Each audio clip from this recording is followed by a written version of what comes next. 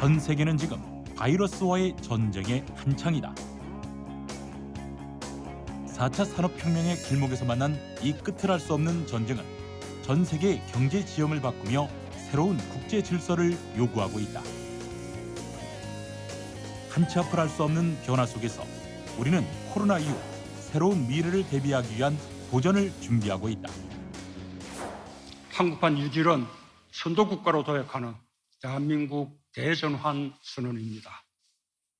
4차 산업혁명과 디지털 문명은 이미 시작된 인류의 미래입니다.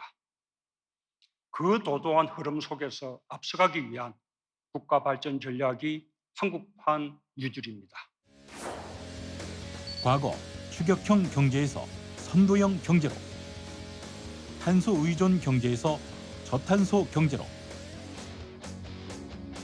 불평등 사회에서 포용 사회로, 현재의 위기 극복은 물론 대한민국의 경제사회 구조를 바꿔보겠다는 것이다. 이를 위해 2025년까지 총 160조 원을 투자해 디지털 뉴딜과 그린 뉴딜로 구분된 한국판 뉴딜을 진행하겠다는 계획이다. 과연 한국판 뉴딜이 위기를 기회로 만들고 선도국가로 도약하는 해답이 될 수 있을지. 유종일 KDI 국제정책대학원 원장을 통해 들어본다.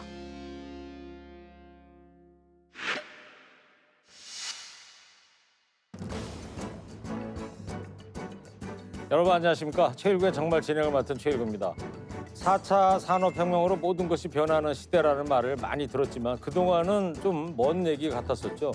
그렇지만 코로나19로 일상이 뒤흔들리면서 변화와 위기라는 말을 실감하고 있습니다. 모든 것이 바뀌는 시기, 특히 경제 구조의 변화가 절실히 필요한 요즘에 정부는 경제 패러다임 자체를 바꾸는 한국판 뉴딜 정책을 추진하겠다고 밝혔습니다. 뉴딜, 프랭클린 루즈벨트 대통령, 학창 시절 잠시 배운 것은 생각나지만 한국판 이 뉴딜이 어떤 것인지 또 그러한 변화가 우리 삶에 어떤 영향을 주는지 모든 것이 궁금한 상황입니다. 오늘은 이에 대해서 이야기 나눠보겠습니다. 우리 경제의 새로운 발전을 이야기하는 경제학자시죠. KDI 국제정책대학원 유종일 원장 나오셨습니다. 안녕하세요. 네, 안녕하세요. 네. 자, 한국판 뉴딜의 창시자시기도 하고요. 예. 아, 그렇게 말씀하시면 부담스럽죠. 자, 이 KDI 국제정책대학원 어디 있어요? 원래 저 서울 홍릉에 있었는데요. 2015년부터 세종시로 이전해서 지금 세종시에 있습니다. 네, 5년 됐군요. 네. 그 KDI 국제정책대학원은 어떤 곳입니까? 아마 국민 여러분들이 KDI 정책대학원은 잘 몰라도 KDI 한국개발연구원은 많이들 아실 거예요. 옛날에 하여튼 대한민국 5년 전까지는 홍릉에 있었던 거 제가 봤었는데. 아, 그렇죠. 정책대학원. 네네네. 네. 그래서 그 KDI를 모태로 해서 설립된 정책대학원이고요. 우리 이 정책대학원으로서 공공정책, 개발정책 관련된 연구 교육하는 것인데 국제잖아요. 국제정책대학원. 그래서 우리 국내 학생들, 우리 공무원들을 비롯해서 다양한 부문에서 오고 있고 또 해외에서 유학 오는 국제 학생들 반반 정도 돼요. 그래서 우리 교수님들도 외국분들도 많이 계시고 대한민국에서 가장 국제화돼 있는 그런 교육기관이고요. 예. 세계적으로 굉장히 경쟁률도 어마어마합니다. 10대 1 이렇게 되고요. 그래요? 네, 저희가 이제 개교한 게 98년, 그래서 지금 20몇 년이 됐는데 그동안에 저희가 동문들이 138개국에서 배출이 됐어요. 예. 그래서 장차관 하는 그 동문들도 20여 명 되고 KDI 정책대학원 대학원 출신으로. 그래요? 예. 그래서 우리 국내에도 많고요. 예, 처음 그리고 알았습니다. 국제적으로 우리 동문들이 굉장히 그 활약을 많이 하고 있고 정말 자기 나라의 발전과 개혁을 위해서 큰 업적을 남긴 동문들도 많고요. 예. 또 우리 이 나라하고 이것이 이제 공공외교라고 할 수 있죠. 우리나라에서 공부하고 했기 때문에 굉장한 또 그 친근감을 가지고 같이 또 협력 사업도 해나가고 그런 역할을 하고 있습니다. 저희가 이렇게 대학원만 있는 소규모 학교다 보니까 국민 여러분들한테 친숙하지는 않지만은 네, 그 세계에서 많이 알아주는 예. 그런 대학원입니다. 그렇군요. 처음 알았습니다. 예.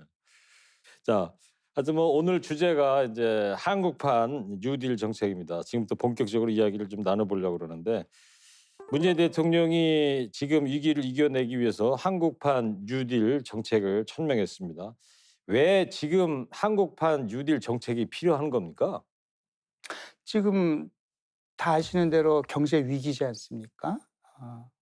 이게 단순히 원래 시장 경제는 경기 순환이 있어서 경기가 좋아졌다 나빠졌다. 이제 그게 경기 침체가 굉장히 심해지면 경제 위기다 이런 얘기 하는데 지금은 그런 차원이 아니죠. 네. 이게 좀 근본적인 경제사회 구조의 변화를 요구하고 있는 상황이다. 이 위기가 코로나 바이러스 때문에 생긴 건데 이게 금방 끝날 확률은 거의 없고요.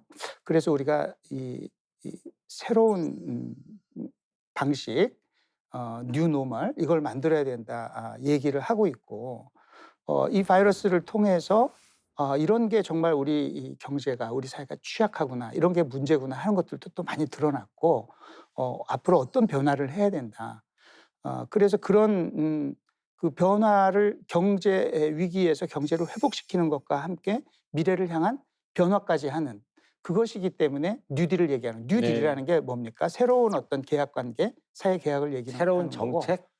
단순히 어떤 정책을 좀 변경한다는 걸 넘어서 굉장히 포괄적인 원장님은 뉴딜을 우리말로 번역하면 뭘로 번역하세요? 정말 좋은 질문인데 저는 새 판짜기 새 판짜기? 판을 새로 짠다. 뉴딜, 새 판짜기. 예. 좋네요. 그렇게 저는 생각을 합니다. 네. 그래서 우리 이 경제사회 질서를 좀 근본적으로 방향을 바꾸는 그런 것이 필요하기 때문에 한국판 뉴딜을 지금 정부가 네. 천명하고 추진하는 거다 이렇게 보고 있습니다. 예. 1932년에 이제 미국의 32대 프랭클린 루즈벨트 대통령이 이제 당선이 돼가지고 그때 공약으로 뉴딜 정책을 내걸었더라고요. 그렇습니다. 대공황을 극복하기 위해서 내가 그렇습니다. 뉴딜 정책을 한번 네. 해보겠다. 그래서 이제 대통령이 당선이 됐는데 이분의 아주 그 유명한 어록 있잖아요. 우리가 두려워해야 할 것은 두려움 그 자체다. 네. 저도 힘들 때 이야기를 곱씹으면서 역경을 좀 넘어가 보기도 했던 그런 경험이 있는데 그때 당시 그러니까 미국의 대공황 때와 지금 21세기 대한민국과 이 어떤 공황이라는 측면에서 경제적인 공황이라는 측면에서는 같은 지점에 와 있다 이렇게 보시는 거죠, 그러니까. 네, 물론 성격은 다르죠. 네. 시대도 뭐 100년 가까운 어떤 간극이 있고요. 산업 생산이 미국의 산업 생산이 반토막이 났을 정도로 그렇게 자유낙하 운동을 계속하고 있었는데 결국 뉴딜을 통해서 이걸 극복을 하게 됩니다. 그런데 그 뉴딜이라는 게 우리가 이제 초등학교 때 배울 때는 TVA, 테네시 밸리 프로젝트, 예. 후보댐 이런 거, 이런 대형 토목공사 이런 것을 생각을 했는데 예. 그것도 물론 일부이기는 했지만은 크게 봤을 때 우선 너무나 그 빈곤에 빠지고 직장을 잃고 어려움에 빠진 사람들이 많기 때문에 구제하는 정책. 저희도 뭐 긴급 재난지원금 그런 것도 나눠드리고 했습니다마는 그거 이제 구제 정책이라고 하고요, 릴리프라고 하죠 영어로. 그 다음에 리커버리. 그래서 경제를 이제 회복을 시켜야 될 거 아닙니까? 경기 부양하는 정책이죠. 아까 얘기했던 그런 뭐 댐 공사도 하고 여러 가지 이제 지원 정책도 하고. 그런데 가장 중요했던 거는 리폼. 그래서 3R이라고 해요. 개혁 정책이거든요. 미국 경제 시스템이 이거 완전히 망가졌다. 그냥 이게 좀 뭐 돈풀기 해가지고 회복될 문제가 아니다. 그래서 매우 포괄적인 그런 그 경제사회 개혁을 하게 됩니다. 그래서 금융개혁, 뭐 재벌개혁, 그리고 노동개혁. 그래서 이때 예를 들어서 최저임금제도 처음 도입을 하고. 아, 그래요? 그렇습니다. 그리고 우리가 지금 하고 있는 최저임금이 이때 미국에서 이때 처음 세계적으로 생겼어요. 처음 만들어진 거예요? 세계적으로 처음 만들어진 미국에서 거예요. 미국에서 이때 처음 만들어진 겁니다. 그리고 노동조합에 의한 단체 교섭 이런 것도 연방 정부가 법적으로 그것을 이제 할 수 있도록 뒷받침하는 제도도 만들었고요. 그리고 사회보장제도도 미국이 이때 처음 도입을 했어요. 그래서 제가 늘 하는 말씀인데 돈이 있으면 복지를 한다 그러는데 돈이 없으니까 더 복지를 해야 되는 거예요. 다 잘 살면 뭐 하려고 복지를 합니까? 그렇죠. 네. 어려울 때일수록 백지장도 맞들면 낫는다고 그 어려운 사람들을 돕는 이런 그 제도 개혁까지 이렇게 해서 미국 경제를 완전히 바꿔놨죠. 예, 그전에는 그 뭐라고 할까 자유방임적 자본주의, 약육강식 이런 데서부터 그게 아니고 다 같이 잘 살 수 있는 상생의 어떤 개혁 자본주의, 혼합 그 경제. 전까지는 어떤 시장에 맡겼다면 음. 이 뉴딜 정책을 미국에서 펴면서 이제 정부가 개입을 적극적으로 하기 시작한 그렇습니다. 거죠. 그래서 이제 그 전 세계적으로 다 혼합 경제로 가게 되는 거죠. 정부와 시장이 적절하게 역할 분담을 하고 정부는 이 강자가 말하자면 독점도 하고 뭐 이렇게 하는 그런 거를 규제를 하고 금융 차원에서 또 여러 가지 그 문제를 일으키고 하면 경제가 망가지니까 금융 규제도 하고 네. 또 약자에 대해서는 여러 가지 보호 정책도 하고 그렇게 해서 같이 잘 살 수 있는 경제를 만들었고요. 그 결과는 그 대공황을 극복했을 뿐만 아니라 아주 전무후무한 번영의 경제를 미국의 만들었던 번영. 거죠. 예. 자, 그렇다면 이제 우리 한국판 뉴딜 어떤 건지 일단 큰 그림부터 한번 설명을 좀 해주세요. 큰 그림은 그러니까 지금 단순한 어떤 그 경제 회복을 넘어서서 미래를 향한 우리 경제 사회의 변화,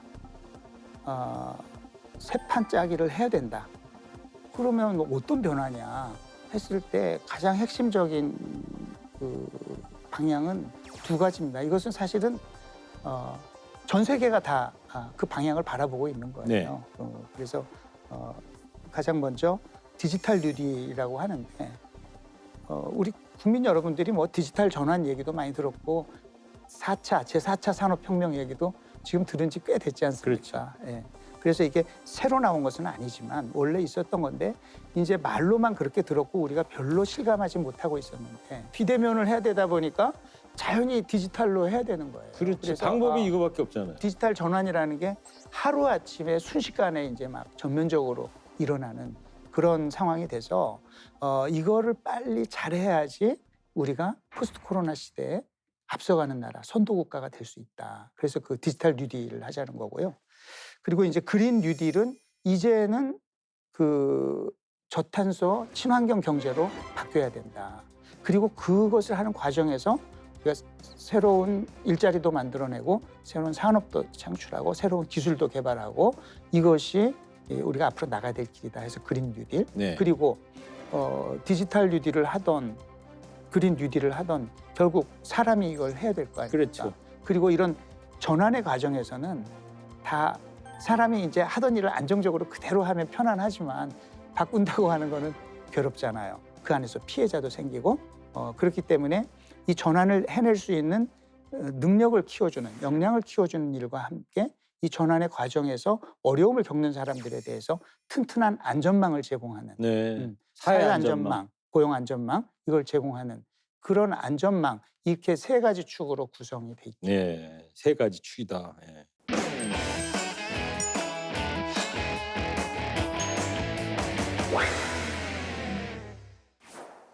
한국판 뉴딜이 새로운 미래로 가는 열쇠입니다. 선도 국가로 도약하기 위한 국가 발전 전략입니다. 변화의 시대 세계를 선도하기 위해 정부가 준비하고 있는 한국판 뉴딜. 한국판 뉴딜은 포용 국가의 토대 위에서 디지털 뉴딜과 그린 뉴딜의 두 축으로 추진할 것입니다. 디지털 문명과 그린 혁명은 세계가 함께 나아가야 할 인류의 미래입니다. 4차 산업혁명과 코로나19로 인해 이미 전 세계는 경제, 교육, 산업, 의료를 포함해 사회 모든 분야에서 디지털화를 추진하고 있다. 디지털 뉴딜은 이런 변화를 선도하는 시작이 될 것으로 기대되고 있다. 그린 뉴딜 역시 기후위기에 대한 선제적 대응으로 경제는 물론 생존을 위한 새로운 세계 질서를 주도해 나갈 수 있을 것으로 기대되고 있다. 또한 이런 변화를 통해 위기가 닥쳐도 누구나 낙오되지 않고 모두가 상생할 수 있도록 고용 안전망과 사회 안전망 또한 만들어가겠다는 계획이다. 현재의 위기를 극복하고 다음 세기를 준비하는 한국판 뉴딜. 그 중심에는 어떤 계획이 자리하고 있을까? 그 지금 이런 뉴딜 디지털 뉴딜 관련해서 우리만 이렇게 가고 있는 게 아니라 전 세계도 다 이런 식으로 가고 있는 거예요? 그렇습니다. 예, 그 전 세계가 일로 안 가는데 우리 혼자 간다 그러면 불안하겠죠. 예. 그런데 우리는 이제 한국판이지 않습니까? 우리가 전 세계가 가는 거기 때문에 우리도 같이 가야 하지만 우리는 우리의 강점을 살리고 우리의 또 그 처한 여러 가지 여건과 이런 거에 잘 적합한 그런 디지털 그린을 해야 된다. 그래서 한국판 뉴딜인 거고요. 예. 지금 뭐 디지털 뉴딜만 봐도 지금 미국 같은 경우 바로 지난달 전국 그 5G 통신망 구축을 위한 그런 그 행정 명령까지도 내렸고 지금 아직 확정된 것은 아니지만은 네. 이걸 위해서 이 인프라 투자를 위해서 1조 달러 어마어마하죠. 우리 지금 1조 달러면 우리 돈으로 얼마예요? 1,000조? 1200조. 1,200조? 네, 1200조. 그러니까 우리 한국판 뉴딜을 하겠다는 거에 몇 배입니까 그게? 우리가 160조 지금 얘기하시는 그러니까요. 예, 그거에 한 뭐 8배 됩니까? 그거를 지금 5G 전국 통신망 건설하는데 뭐 투자하겠다고 지금 생각하고 있는 통신망 액수가 구축 그렇고. 비용으로만 그렇죠. 이제 물론 뭐 나라가 워낙 뭐, 크고 뭐 인구도 그렇죠. 그렇고 하니까 예. 그렇지만 EU 같은 경우 3월 달에 벌써 이제 여러 가지 계획을 내는 대표적인 것만 말씀드리자면은 AI 분야에 그 매년 200억 유로 앞으로 10년 동안 투자하겠다. 중국도 알다시피 이제 원래 뭐 제조업 뭐 2025인가요? 그걸 이제 쭉 하고 있었잖아요. 그런데 이제 코로나 바이러스가 생기니까 그걸 더 업그레이드 시켜가지고 신인프라 그 역시 그 5G 통신망 데이터 이런 거 관련해서 1.2조 위안을 네. 투자하겠다. 그거 지난 3월에 또 발표하고 했거든요. 각국이 지금 다 경주를 하고 있다. 이렇게 일본도 보시면 그래요? 됩니다. 일본도 그렇죠. 예. 그렇군요. 이게 전 세계적으로 안 하면 우리만 이제 뒤처지게 될 것이고. 예. 네. 자, 그러면은 이제 한국판 뉴딜 중에 가장 빠르게 진행되는 것이 이제 아까 원장님이 3가지 분야 얘기했는데 디지털 뉴딜이 우리가 그래도 다른 나라에 비해서 좀 앞서가는 것 같은데 그 코로나19로 인해서 비대면 산업 활성화 필요성이 커지는 원인이 가장 클 것 같은데요. AI 국가 전략과 같은 디지털 뉴딜이 고용 안정에 영향을 주지는 않을까요? 사람이 막 잘리고 뭐 영향이 해고되고. 없을 수 없죠. 그러나 큰 틀에서 봤을 때 저는 너무 걱정 안 하셔도 된다. 디지털 뉴딜을 잘 해야지 오히려 새로운 일자리가 많이 생겨서 그런데 새로운 일자리가 생기더라도 그게 소수에게만 혜택이 가면 안 되잖아요. 네. 그래서 그 아까 얘기한 그 안전망 제가 또 그건 휴먼 뉴딜이다 이런 표현도 합니다마는 그런 일자리를 가서 적응해서 잘 일할 수 있도록 또 역량도 키우고 그 전환하는 과정에서 안전망도 제공하고 한다는 것이고요. 네. 예를 들어서 이제 쇼핑을 비대면으로 한다. 뭐 이미 이제 온라인 쇼핑이나 이런 게 생활화가 많이 돼 있죠, 많이. 네, 뭐 되고 있는데 이번에 이제 더 그렇게 급격하게 되고 네. 하니까 그러면은 소매업 하시는 분들은 어려워지죠. 그렇죠. 네, 이제 그런 데서 당장 뭐 타격이 생기고 부분적으로는 어려움을 겪는 분들이 생길 수밖에 없어요. 그리고 이제 뭐 소위 플랫폼 노동자니 뭐 해서 옛날에는 저 사회 나와서 직장 하나 딱 들어가면은 이게 뭐 내 평생 직장이다 여기서 정년 퇴직한다 이런 게 상당히 일반화돼 있는 개념이었다면 앞으로 이제 그런 세상은 없다. 변화의 속도가 빠르고 그렇게 다양한 형태의 고용들이 생기고 그래서 평생 직장이 아니고 평생 고용으로 가야 되고 그렇기 때문에 더더욱 중요한 게 안전망이라는 거죠. 네. 안전망이고 계속해서 평생 새로운 또 능력을 쌓고 이제 그런 예. 것을 정부가 그런 뒷받침을 해줘야 될 예. 부분이고 다행히 정부가 그 점을 지금 그 주목을 해서 정책을 여기 그 뉴딜 정책에 포함을 알겠습니다. 시키고 있습니다. 그린 뉴딜이라는 거는 이게 아까 이제 석탄 같은 거 떼지 말고 탈원전하자 이런 말씀이신 것 같은데 어떻게 우리가 이걸 이해를 해야 돼요? 그린 뉴딜? 그린 뉴딜의 가장 기본적인 거는 저탄소 친환경 경제로 가자 하는 건데 그 중에서 지금 뭐 원전 말씀을 하시니까 석탄 발전 뭐 얘기하시니까 근데 이제 그거는 우리가 그 탄소 경제, 화석 연료에 기반한 경제에 이제 큰 부분들이 있어요. 그게 에너지가 굉장히 큰 네. 부분이고 또 건물, 수송 막 여러 가지 면에서 우리가 이제 그 화석 연료에 의존을 하고 있는데 그것이 이 기후 변화, 지구 온난화를 초래하고 있지 않습니까? 그렇죠. 그런데 이게 조금씩 일어나는 문제다 보니까 이거 문제다 큰일이다 그러면서도 우리가 별 대응을 안 하고 있었는데 이제는 이게 기하급수적으로 문제가 돼가지고 더 이상 대응을 늦춰가지고는 도저히 안 되는 그런 상황에 왔다. 그래서 지금 금년 초에 기억나시죠? 호주 산불 때문에 네. 저거 큰일 났다 그랬잖아요. 이제는 뭐 북극이 북극의 동토가 그렇죠. 녹아내리고 예.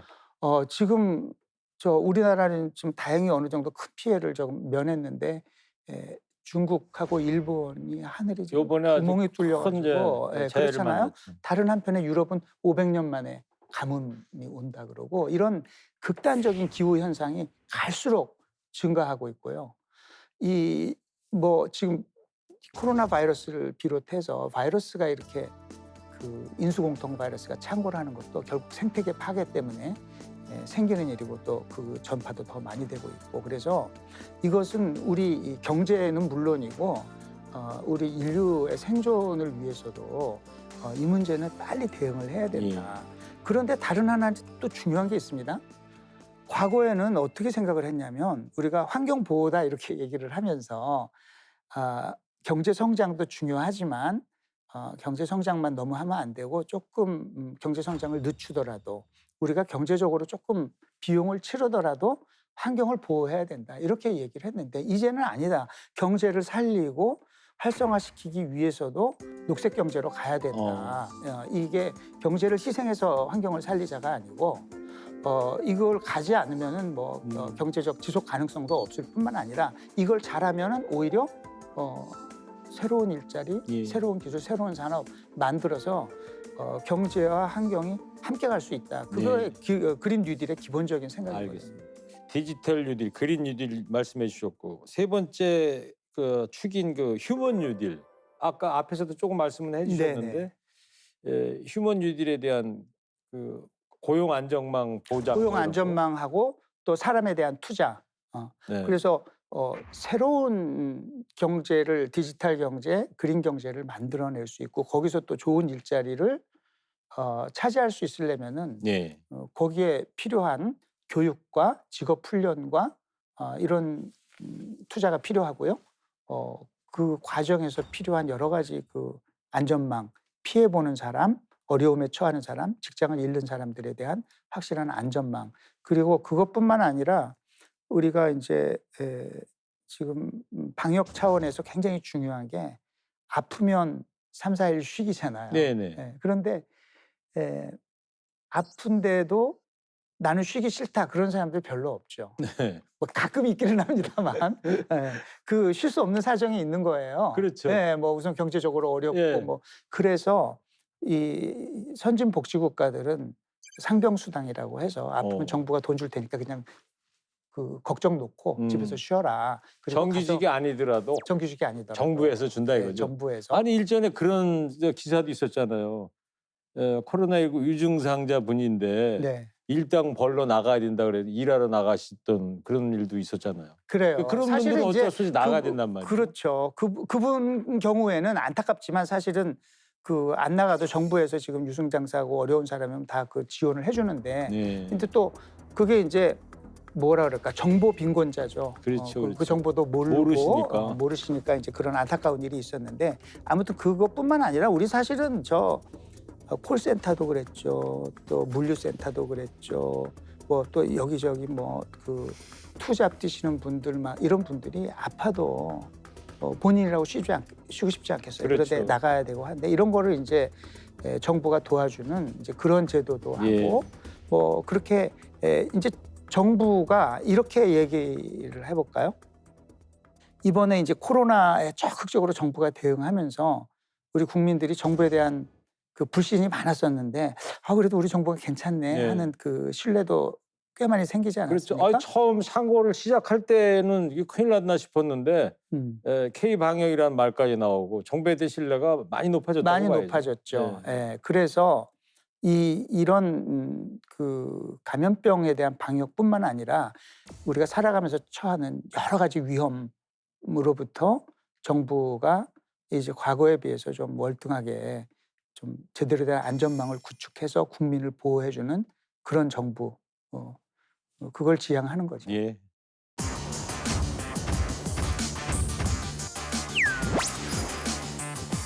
디지털 뉴딜, 그린 뉴딜은 꼭 해야 되는 거기 때문에 재정 적자가 두려워서 건전성 문제 때문에 못한다, 안 한다. 이것은 있을 수 없는 일이다. 재정 지출이 앞으로 무한정 늘어나서도 안 되겠고 경기가 회복됨에 따라서 증세도 필요한 부분이 있다. 그렇게 해서 중장기적으로 재정 건전성 관리는 해야 된다. 앞으로 5년 동안 160조 원이라는 거액이 이제 투입이 된다는 건데 이 재정 악화 우려하는 분들이 많습니다. 이에 대해서는 어떻게 보십니까? 그 우려는 충분히 이해합니다. 당장 이게 이제 적자 재정이니까 우려를 하는 건 당연한데 그러나 이제 경제학적으로 보면 너무 큰 우려는 안 하셔도 된다. 네. 우선 첫째로 지금과 같은 아까 미국 얘기했었잖아요. 예. 미국이 대공황이 시작되고 3년 반 동안 자유 낙하를 했다 그랬잖아요. 근데 그때 그게 건전 재정 때문에 재정 건전성 때문에 정부가 이거를 빨리 낙하를 스톱을 시키고 경제 회복 정책을 해야 되는데 정부가 나서서 해야 되는데 그렇게 하면 재정 적자를 일으키면은 재정이 악화되고 건전성 문제가 생겨서 안 된다 그래가지고 조심조심 하다가 그렇게 됐거든요. 나중에 훨씬 더 3년 넘게 계속 자유 낙하를 시킨 그렇게 거예요. 됐던 거죠. 정부가 개입을 그래서 못하고. 지금은 그 이후로 이제 대공황을 겪으면서 케인스 경제학이라는 게 나와서 이렇게 민간 경제가 회복력을 상실했을 때는 정부 재정이 나서서 적극적인 역할을 해야 된다 하는 것은 이제 우리가 역사를 통해서 배운 교훈이고 예. 경제학의 기본인 거고요. 또 하나 이자율하고 투자 수익률 이거를 비교를 해봐야 된다. 지금 이 정부가 돈을 낭비하겠다는 게 아니잖아요. 이 디지털 뉴딜, 그린 뉴딜, 휴먼 뉴딜을 위해서 필요한 투자를 하겠다. 이것이 물론 개인의 어떤 무슨 금융시장에서 뭐 주식에 투자하고 부동산에 투자하는 게 아니고 사회적으로 필요한 데다가 우리 미래를 위해서 투자하는 거죠. 그거의 수익률을 봐야 되는 거죠. 우리가 이것을 통해서 얼마나 잠재 성장률을 높일 수 있나. 이런 차원에서 보면은 그것하고 그게 투자 수익률이 이자율보다 높다. 그러면 해야 되는 거예요. 근데 지금 이자율이 매우 낮잖아요. 그렇죠. 지금. 이제 유사일의 최고로 예. 최저 수준으로 이렇게 낮거든요. 그렇기 때문에 지금 투자의 적기다, 공공 투자에.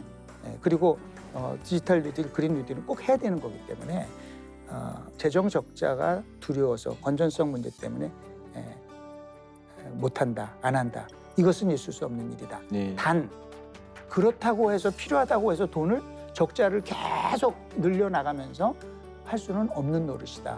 그렇기 때문에 재정 지출이 앞으로 무한정 늘어나서도 안 되겠고 경기가 회복됨에 따라서 증세도 필요한 부분이 있다. 그렇게 해서 중장기적으로 재정 건전성 관리는 해야 된다. 그렇게 말씀드리겠습니다. 알겠습니다. 그리고 또 한편에서는 이 한국판 뉴딜이 정부가 너무 개입하다 보니까 시장주의를 침해하는 거 아니냐 이런 우려도 있습니다. 이런 우려에 대해서는 어떻게 보십니까? 제가 아까 미국 뉴딜, 미국판 뉴딜 말씀드릴 때 그 전에 자유방임주의, 지금 뭐 시장주의라고 얘기하는 게 결국은 자유방임적인 시장이 그때 있었는데 그게 결국은 그 체제적인 위기를 낳았던 거거든요. 그래서 그런 약육강식의 자유방임 시장 경제는 안 된다 하는 게 이미 증명이 됐고 사실은 그 이후에 그런 시장주의가 아니고 정부와 시장이 적절하게 역할을 분담하는 혼합경제 그걸 해서 자본주의의 황금기라고 그랬어요. 네. 경제 성장도 그때가 이제 아메리칸 드림의 시대죠. 1950년대, 60년대, 70년대까지 자본주의 황금기 때 성장률도 가장 높았고 경제 성장 잘했고 분배도 가장 고르게 잘 됐고 누구나 열심히 하면 아메리칸 드림을 성취할 수 있다. 그리고 경제도 굉장히 안정돼 있었고 그랬거든요. 그런데 그 이후에 다시 이제 시장주의 우리가 뭐 너무 이념적으로 경도됐다, 실용적이지 않고 그래서 시장 근본주의다 그렇게도 얘기하고 신자유주의다도 얘기하고 그러는데 그런 그 경향이 시장 만능주의 그런 쪽으로 정책이 경도되면서 과거의 자유방위주의까지 가지는 않았어요. 그러나 이 밸런스가 너무 시장 쪽으로 가고 작은 정부가 좋다 이렇게 가면서 사실은 성장률도 그 황금기 때에 비해서 떨어졌고 경제 안정은 훨씬 안 좋아져. 금융위기가 자꾸 일어났고 우리만 해도 IMF 금융위기 겪었고 2008년도에 글로벌 금융위기까지 예. 오지 않았습니까? 그렇게 경제 안정이 크게 저하가 됐고 분배의 악화 이루 말할 수 없이 이게 예전에 무슨 세습 자본주의 시대처럼 부와 소득이 너무나 최상위층에 집중되는 그런 경제를 낳았다. 그래서 이거는 더 이상 이렇게 가면 안 된다라고 지금 다 얘기하고 있는 상황이거든요. 네.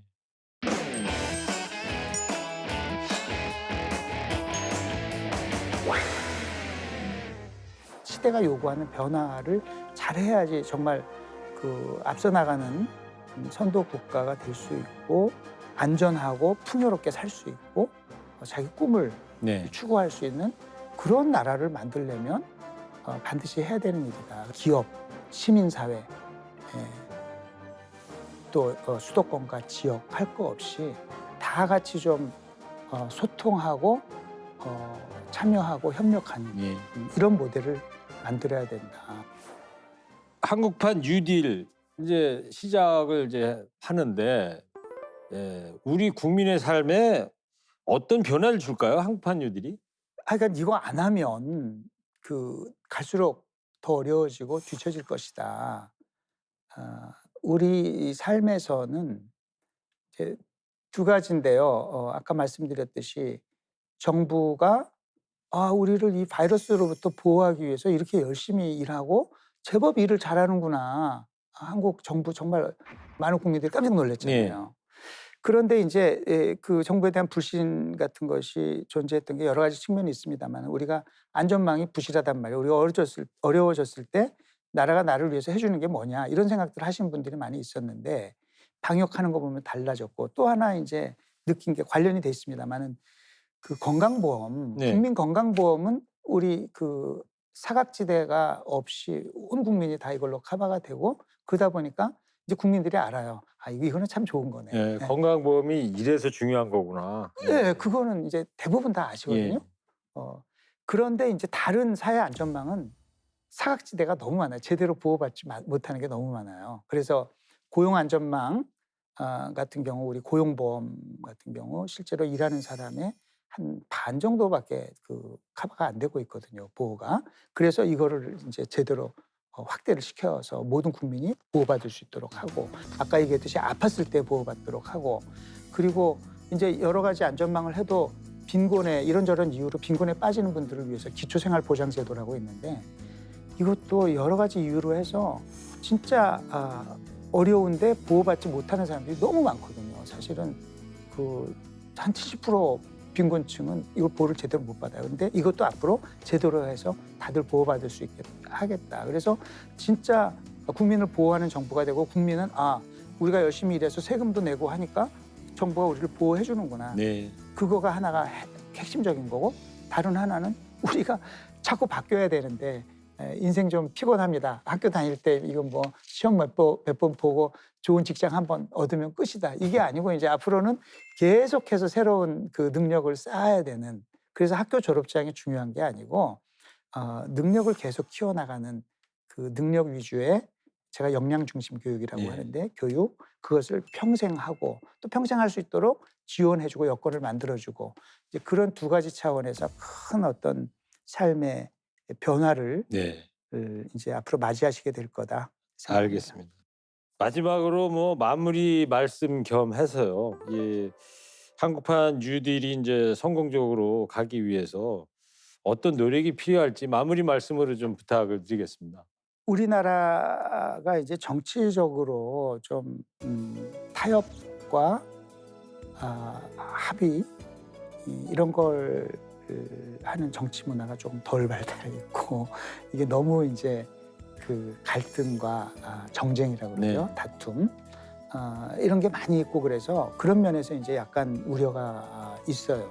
이거는 제가 거듭 말씀드리지만은 어떤 우리나라가 지금 전 세계가 이 방향으로 가고 있고 우리가 이번에 방역을 잘했던 것처럼 이런 어떤 그 변화, 시대가 요구하는 변화를 잘해야지 정말 그 앞서 나가는 선도 국가가 될 수 있고 그거보다 더 중요한 건 안전하고 풍요롭게 살 수 있고 자기 꿈을 네. 추구할 수 있는 그런 나라를 만들려면 반드시 해야 되는 일이다. 그래서 사회적 합의, 국민적 합의 이걸 만들어나가는 게 굉장히 중요할 것 같고요. 네. 이것은 뭐 특정 정권의 사업이 아니라는 거죠.